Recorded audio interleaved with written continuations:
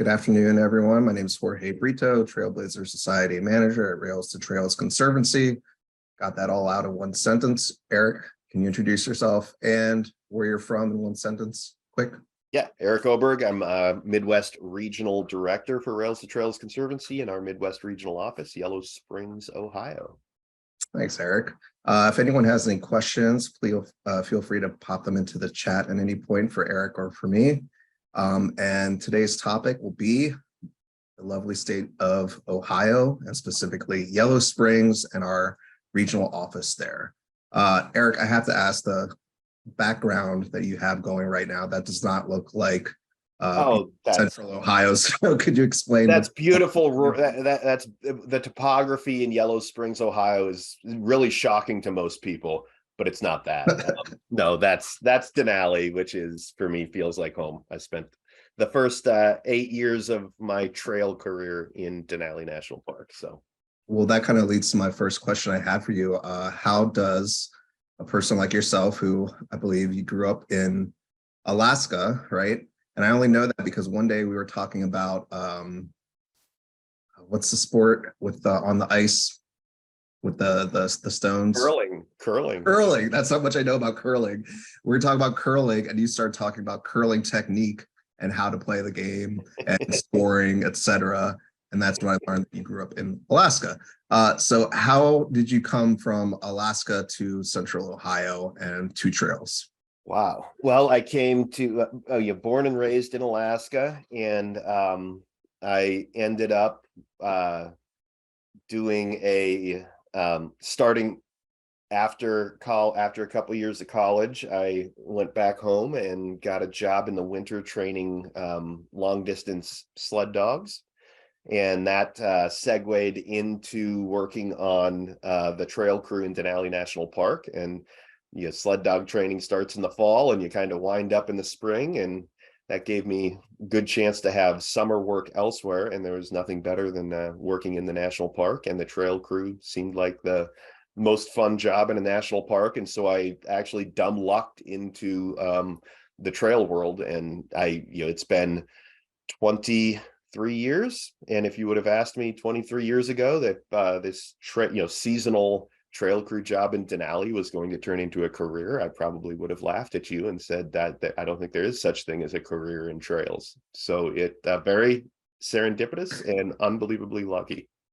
I feel that because sometimes people ask me how I got involved in being an active transportation advocate, and I say it was by being a bike messenger for 12 years, which should have been a dead-end job. It somehow turned into a sort of career. And the switch to Ohio, what brought you to Ohio? And that will lead to this there. Yeah, well, it's probably maybe a common story for a lot of people. It just happens in different geographies and for different reasons. But my wife, who I met and we got married, lived together and married in Alaska, but and spent 10 years in Alaska together. But she's born and raised in Cincinnati, and so after the birth of our first child, the discussion around, hey, I think I'd like to be a little closer to family. We were Alaska and Cincinnati are Denali Park and Cincinnati are not exactly close. No. And so my excuse was, I don't think I want to move at all. I certainly don't think I want to move to Ohio unless I find a job that sounds really interesting. Which selfishly I thought, well, that's going to buy me some years, right? What kind of interesting job am I going to find in Ohio? And less than 6 months, a job with Rails to Trails Conservancy in Ohio came up, and I thought, wow, that sounds really interesting. And unbelievably enough, it worked out. And from that first conversation to moving to Ohio was less than a year. So it happened a whole lot faster than I ever anticipated. And again, that's 17 years ago. So to say it's been a wonderful ride is an understatement. So 17 years with Rails to Trails, working out of Ohio and predominantly focusing on the Midwest has been kind of your whole career. Is that correct? The entire time at RTC has been through the lens of the Midwest office. Yeah. Yep. Okay. And the Midwest office itself used to be near Columbus, Ohio before it did. Yellow Springs, right?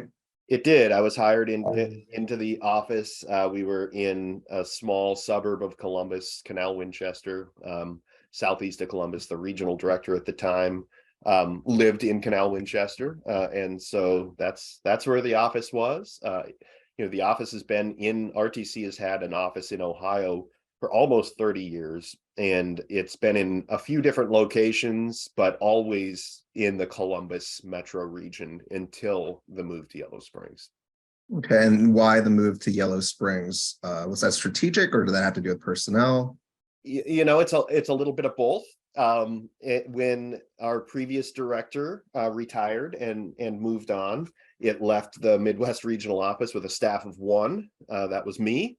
And about a year before Rhonda, who was the director, about a year or so before Rhonda retired, as my oldest child was getting into school, my wife and I decided we needed to move to a community where we had, we just wanted a little different schooling and kind of environment for our kids than we were living in very rural Southeast Ohio. And we wanted more of a community feel. We'd been to Yellow Springs. We knew what kind of community it was, the schools it had, everything about the community we, really, really loved. So we made the move here. And then a year later, Rhonda retired. And at that point it was, hey, I wanted to open the conversation up about relocating the office with RTC staff. Now, I know that you're holding yourself back as a big Yellow Springs booster right now. I could see it because I, for one, have been to Yellow Springs and taken the tour, ridden the trails. We even did a Trailblazer tour that started in Yellow Springs a few years back.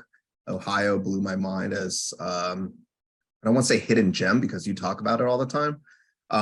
But Yellow Springs strategically is also interesting in that it's close to Ohio, it's close to the state capital, or it's close to Columbus, close to the state capital. There's a lot of policy work that Brian, who's also based out of the Yellow Springs office, does, but it's also right in the Midwest. So could you kind of talk a little bit to that? Yeah, I mean, it really is strategically located for a lot of our work.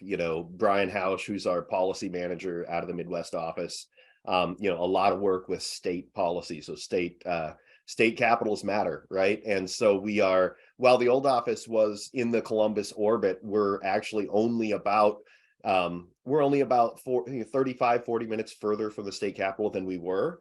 But we're also only 2 hours from Indianapolis, the state capital of Indiana, and we do a lot of work there.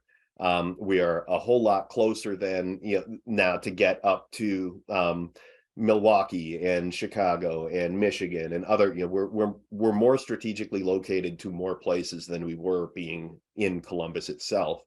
And then for things like you said, the Trailblazer tour that happened here. I mean, Yellow Springs also is a little bit of the embodiment of what Rails to Trails Conservancy is trying to foster around the country.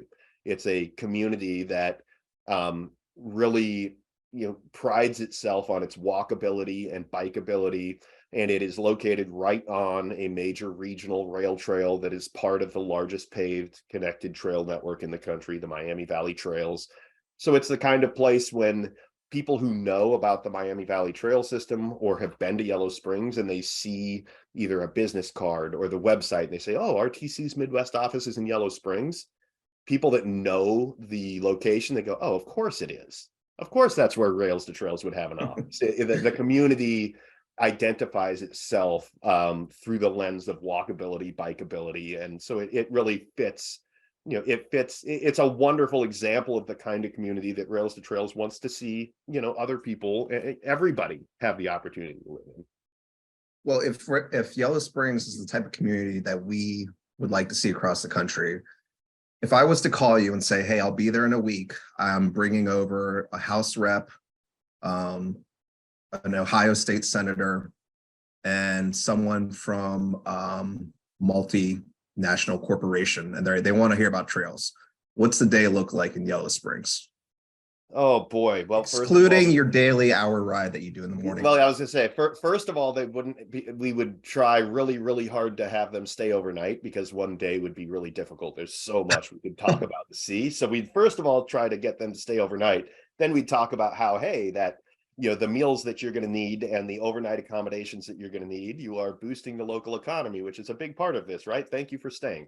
But I'd highlight a few things. Obviously, the trail itself and the fact that you can get on that trail and ride all the way to the Ohio River, 67 miles away in Cincinnati, and never get off the trail. You could ride all the way to Columbus that way and never get off the trail. The connectivity via protected trail from this little community is unbelievable.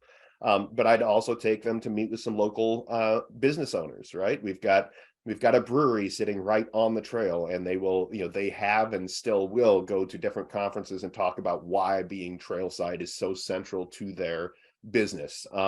We've got, one of the most famous people to live in Yellow Springs, a comedian, Dave Chappelle, has bought our old fire station that is located directly on the trail and is currently redeveloping it into a comedy club and restaurant on the trail.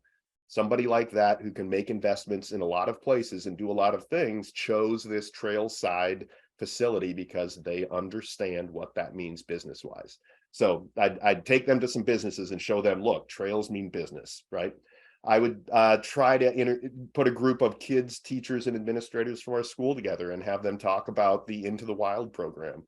Our incoming 7th graders in Yellow Springs Public Schools, less than 2 months into their 7th grade year, which is the beginning of their junior high. We know how awkward and strange and different moving from elementary school to junior high is in everybody's life. And so they create this really amazing kind of team building and community building activity for our 7th graders. And about 6 weeks into their 7th grade year, they all get on bikes. And we're talking 60 to 70, which is not a huge amount of kids, but it's a lot. They get on the trail with teachers and volunteers.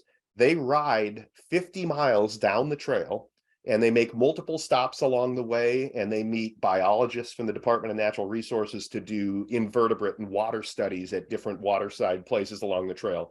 Then they get to this campground and they set up camp.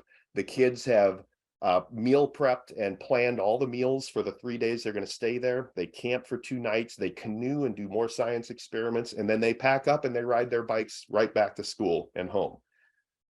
So the trail is a learning, living laboratory for local school kids and teachers and administrators.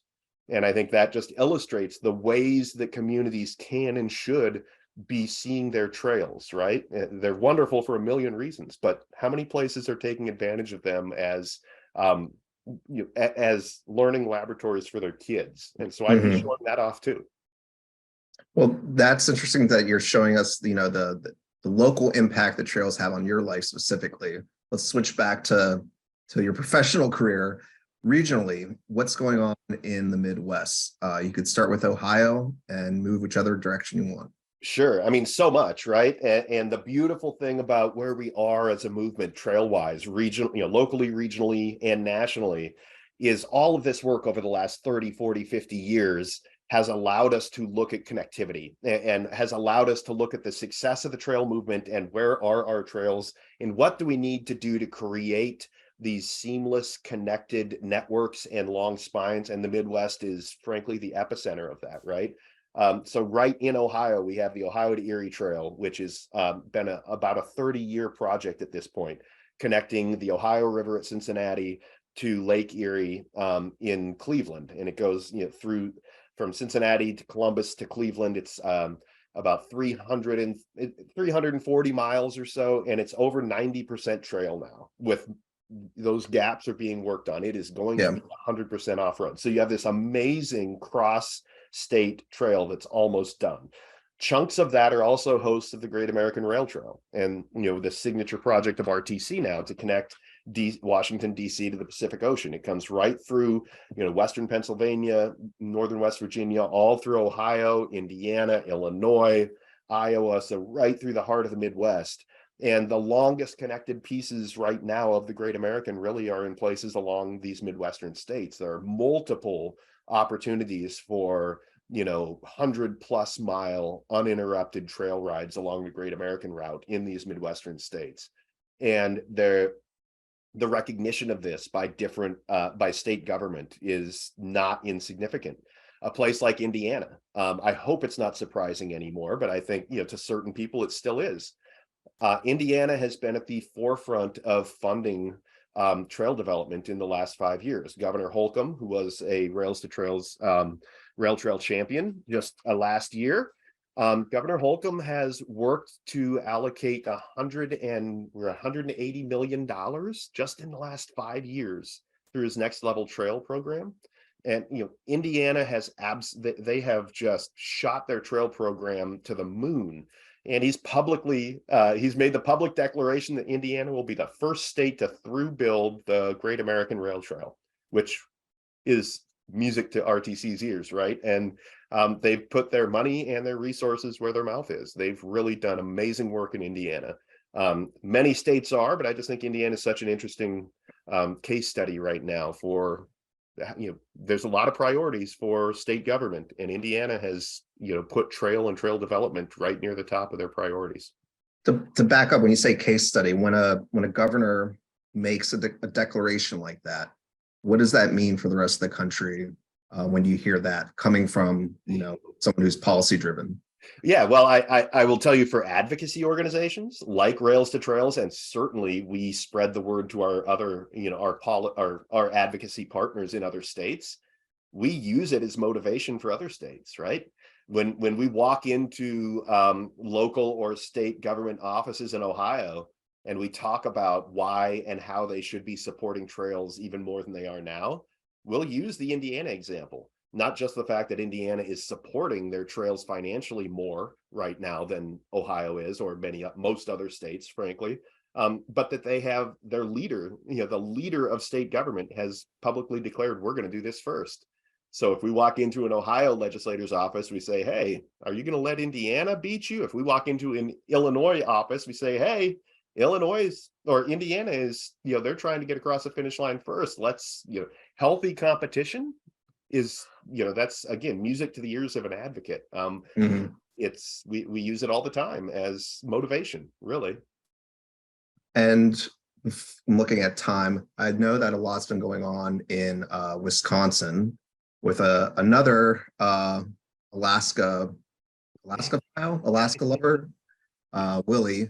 Could you give a little bit of an update on the Route of the Badger, one of our projects? Yeah, absolutely. Yeah, one of our Trail Nation projects, Route of the Badger, Southeast Wisconsin, anchored by the city of Milwaukee, Racine, and it's a 700-mile envisioned 700-mile network, and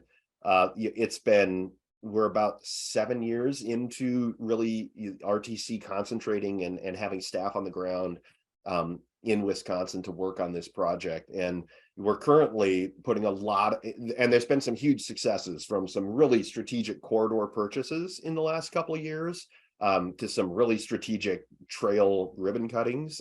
There's a lot happening in Wisconsin in general, but certainly in the Badger footprint.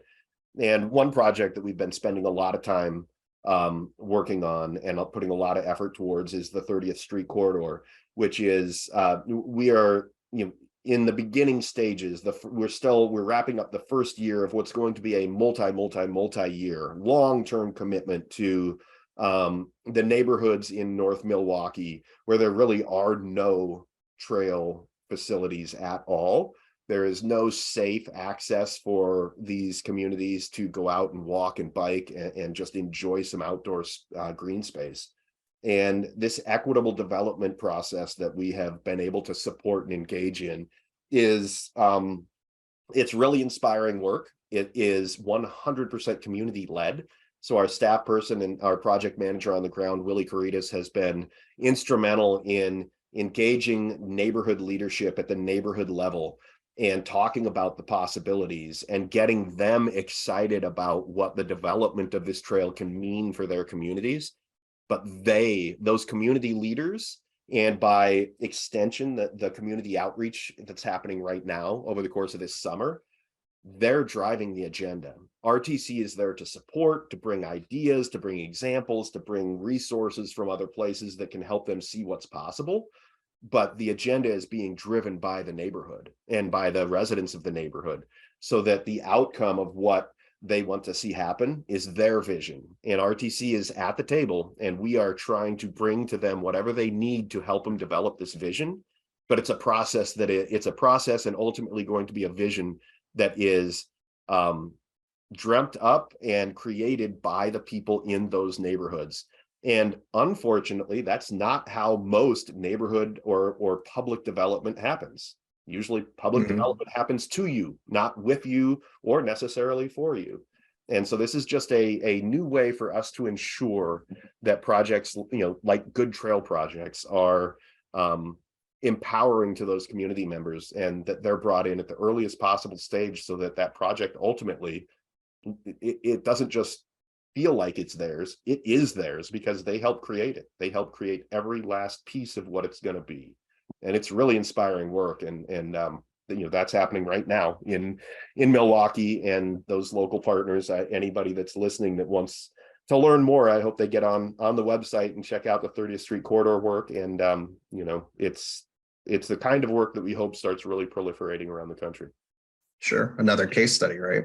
Correct. Absolutely. Yeah. But we're all learning, everybody's learning. Yeah. And I also want to point out, if anyone has any questions, I'm going to check the chat again. Please feel free to send them to Eric or me. You can type them in right there. I'm looking at time, and I know that you did want to speak a little bit to Industrial Heartland Trails Coalition. Do you have any updates for everyone listening in who might live in that Pittsburgh to Cleveland footprint?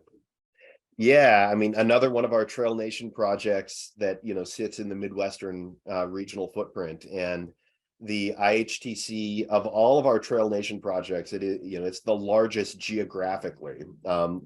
Looking at creating a 1,500-mile multi-use network, right? And it encompasses 51 counties and touches 4 different states. So the scale is huge, which is really inspiring, but also extremely challenging. When you think about the challenges of working just in one city or one county, and the different jurisdictional boundaries and the different decision makers and priorities, think about 51 counties in 4 states. It's a challenge, but the scale of the vision is what got everybody excited and signed on in the first place. We just had our first in-person coalition meeting since before the pandemic, and that was just last week. So it felt it was just wonderful to get people in the same space again. There's been so many huge accomplishments in that project since its inception, and this is the 10-year anniversary of the launch of that particular project. I think one that is amazing, that if people on this call want to look up the Wendy Park Bridge in Cleveland, Ohio. And this was a long envisioned, very complex, which is complex means many things, and not the least of which means expensive. But an amazing bridge that finally connects a huge swath of Cleveland and the main north-south trail in Cleveland to the lakefront. And it is really an inspiring, just in and of itself, an inspiring piece of infrastructure. I mean, it's beautiful. The bridge supports that are artistically put together, they're just really amazing. I'm not going to tell the story of why it's called the Wendy Park Bridge. I would ask people to maybe look that up. There's a great write-up in the RTC magazine, just I think two issues ago. But look up the Wendy Park Bridge, read about why it's called Wendy Park, and read about that bridge and how it was created. And you're going to see the name Dan Moore, and Dan, you'll read a little bit about Dan's family and how I think it's just a testament to the whole community wanting to get something big done, but also the power of having a true champion. And this is not a person who's in public office. This is just an engaged businessman and citizen. It's a great story, and it was kind of one of those real flagship parts of IHTC that has opened just in the last couple of years. Thanks, Eric. I do want to answer someone's question, and we're coming short on time. And you've been with the organization close to 20 years, so I think that you are very capable of answering this question. How does RTC decide which regions to staff a regional office and which regions don't? That is a really great question. And, early, for the first probably almost 20 years, not quite, but the first 15 plus years of RTC, there were state offices. Not every state had an office. Many did, but not all. And then right as I came to RTC, so 17 years ago, I think it happened actually 18 years ago, there was a reorganization of field staff into regional offices. I can't speak to how, what the decision making was. But when you look at where our regional offices are, it's about opportunity and it's about history, right? The Midwest just had a super rich history in rail infrastructure, which for us historically, because our core competencies in the very beginning and still very central to our work is rail trail development. So in order to create rail trails, you need rail corridor, and the Midwest is extremely rich in rail corridor. So having a Midwest regional office made a ton of sense. Having a Northeast office for the same reason made a ton of sense. The Western office, really, there's multiple reasons I can imagine we have that Western regional office, but what's happening policy wise, and has happened for a long time policy wise in California especially, California can sit almost alone as its own case study of state policy, and because of the level at which they support the development of walking, biking, and trail infrastructure is so far and away ahead of any other state that RTC having staff on the ground there to be really engaged in that work is necessary. And why we don't, I think part of it is capacity, right? We are the largest advocacy organization for walking, biking, and trails in the country. We are also, at about 50 employees, so that's not a lot. We can't be everywhere all the time. So I don't know if that's a good enough answer, but there's some historical reasons for why the offices are where they are. I have no doubt that I get calls from states all over the place that are certainly not in the Midwest, and we work, our DC office, our trail development and policy staff in our headquarters office work with states all over outside the regional offices. I talk to all kinds of people that aren't necessarily Midwest region states. We are a very nimble organization. We certainly don't say, I'm sorry, you are not from the Midwest region, I can't talk to you. We're a pretty open group here, and we work and do as much as we can with a limited amount of time that we have. 50 states, everybody's doing something. Well, speaking limited time, I know that you have to go pick up Ken Bryan at some point, either today or tomorrow, and repack your rental car to go do RAGBRAI, right? We're going out to Iowa. We are. Yeah, but I did want to ask you one question as someone that has been with the organization for quite a while, and as someone who is a trail lover and someone who talks a lot. I would like to challenge you to answer this question. Maybe see if you can do it in 1 or 2 sentences. Trail lover, what is your next goal, either personal or professional? Ooh, well, I'm going to cheat here. This has been a goal for a few years, and I'm going to finally hit it this year. I've been trying to get 3,650 miles in 1 year, and I've come up just a little short the last 2, but I'm going to hit that this year. So on a personal level, getting 3,650, 10 miles a day average, that's happening this year. So that on a personal level, that's my goal, and I'm going to get there. On a professional level, I think the thing I'm most looking forward to on a professional level, what's coming down the pike, is probably seeing if we can get the first mile of multi-use trail in Preble County, Ohio, which is our western gateway to Indiana for the Great American Rail Trail, and has been without a doubt the hardest space to just get a foothold for trail development in. And just in the last month, we've seen the opportunity arise where I think that might actually happen sooner than anyone thought. And so I will be overjoyed. That'll be the happiest 1 mile of trail I've ever been a part of. Hey, 1 mile is 1 mile. So thanks, Eric. I appreciate it. And I think we only managed to go over a little bit of time, which That's pretty good for us. For me, that's a good personal and professional goal that I made for today. Thanks, Jorge, and thanks. Hey, everybody. I'll see you in October at the all staff. You bet. All right. Thanks. Take care and keep the herbicide down in Iowa.